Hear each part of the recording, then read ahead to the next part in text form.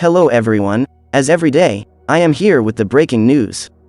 Please don't forget to like the video and subscribe to my channel. To convey better information to you, please subscribe to the channel for free and like and comment on the video. Now we can move on to the details. Putin's three-pronged strategy to survive the winter in Ukraine as Russia continues to target Ukrainian power plants with Iranian-supplied drones. The outlines of Russian President Vladimir Putin's strategy for the coming months become clearer. After suffering humiliating setbacks on several fronts, Putin is rushing tens of thousands of poorly trained and ill-equipped conscripts into battle in a desperate attempt to blunt Ukraine's counter-offensive operations while concentrating aerial attacks, mostly with so-called kamikaze drones, on Ukraine's energy infrastructure with the goal of freezing the civilian population over the winter. Since October 10, 30% of Ukraine's power stations have been destroyed, causing massive blackouts across the country, tweeted Ukrainian President Volodymyr Zelensky. No space left for negotiations with Putin's regime. Zelensky said 10 regions of Ukraine were targeted yesterday, and in a video address, he again called on citizens to conserve electricity. Wherever possible, we are trying to speed up restoration work, he said. But now, just like in the previous days, the overall situation still requires a very conscious consumption of electricity and limiting the use of energy-consuming appliances during peak hours. A battle of wills. Putin's hope is that by inflicting enough misery on Ukraine and sharply increasing energy prices for the rest of Europe, he can break the will of the Ukrainian people and erode the support of their European allies. I think obviously trying to inflict pain on the civilian society as well as try to have an impact on Ukrainian forces, but what we've seen so far is Ukraine being very resilient in their ability to get things like their power grids back up online quickly, said Brigadier General Pat Ryder, Pentagon press secretary. While National Security Council spokesman John Kirby told CNN that this month's attacks have been somewhat successful in knocking out power in many areas, he added, "I think it's twofold.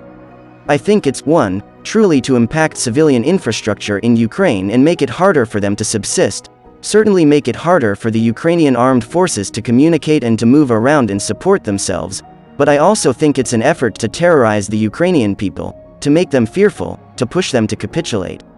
Will Europe hold? The United States has said it will support Ukraine for as long as it takes, but as Europeans face the prospect of having to choose between eating and heating, Putin is banking on their resolve weakening.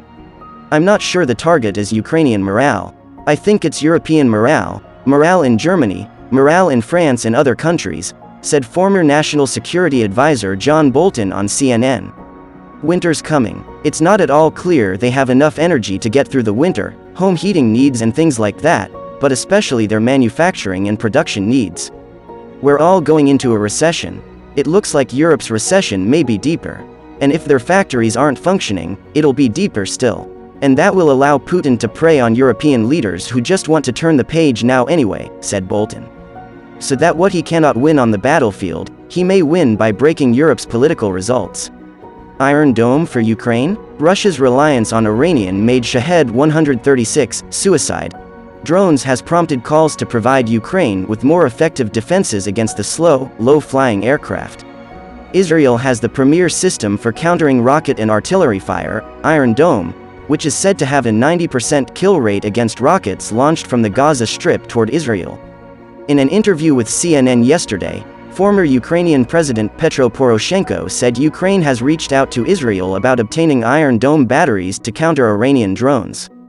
"Definitely, I can confirm that. That was a request from Ukraine armed forces," said Poroshenko. "We know that Israel has a special technology, how to fight with the Iranian drones. This technology can save the lives of hundreds of Ukrainians."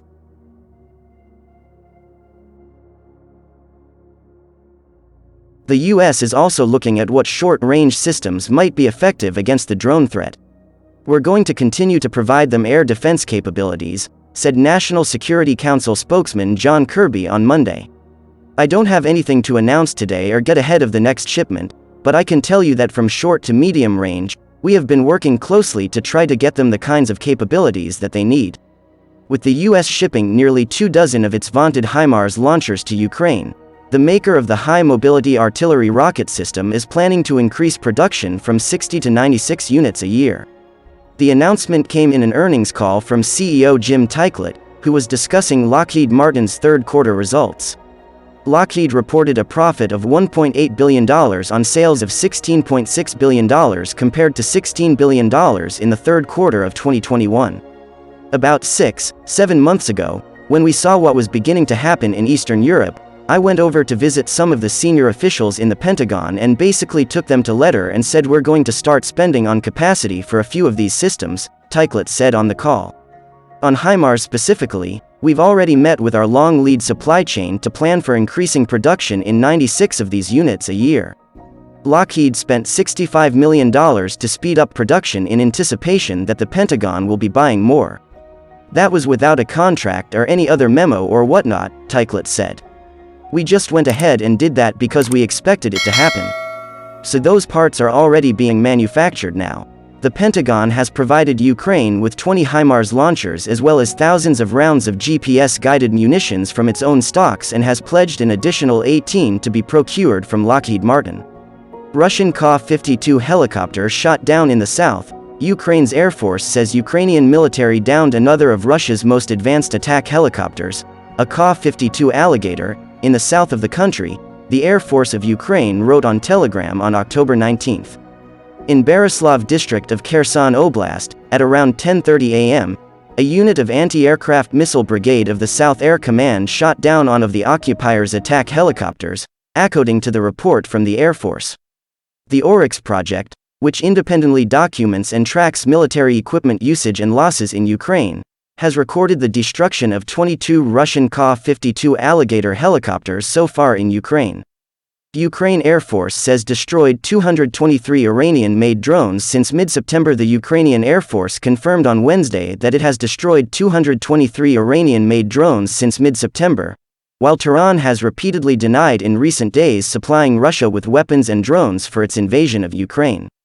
The Ukrainian Air Force said on Telegram that 223 Iranian-made Shahed 136 unmanned aerial vehicles had been destroyed since the first of these aircrafts was shot down on Ukrainian territories on September 13 in the Kobiansk region. US, France and Britain ask UN Security Council to meet on Iranian arms transfers to Russia. The United States, Britain and France have asked for the UN Security Council to discuss the issue of Russia using Iranian drones in the war in Ukraine. Diplomats said Tuesday the request included asking for a UN official to brief the council during a closed-door meeting Wednesday. Ukrainian officials have said drones used in waves of attacks during the past week, including on Ukraine's capital, Kyiv, were Iranian-made Shahed 136 attack drones that Russia used to carry explosives and crash into their targets. Iran has denied supplying the drones to Russia, and Russian officials have denied using them. Estonian Defense Minister Hanno Pevkur told reporters Tuesday he expects more drone attacks against many cities in Ukraine. Pevkur said Ukraine has managed to shoot down about half of attacking drones, but that it still needs more help. Ukrainian officials have in recent days repeated their calls for allies to provide more air defense aid. Ukraine's foreign ministry said that in the past week alone, more than 100 self-Iranian-made drones have slammed into power plants, sewage treatment plants, residential buildings, bridges and other targets in urban areas. Russia's new commander in Ukraine said Tuesday the situation in the southern Kherson region is very difficult, as Kyiv forces wage an offensive to retake southern and eastern areas that Moscow illegally annexed last month. Thanks for listening. See you the next video.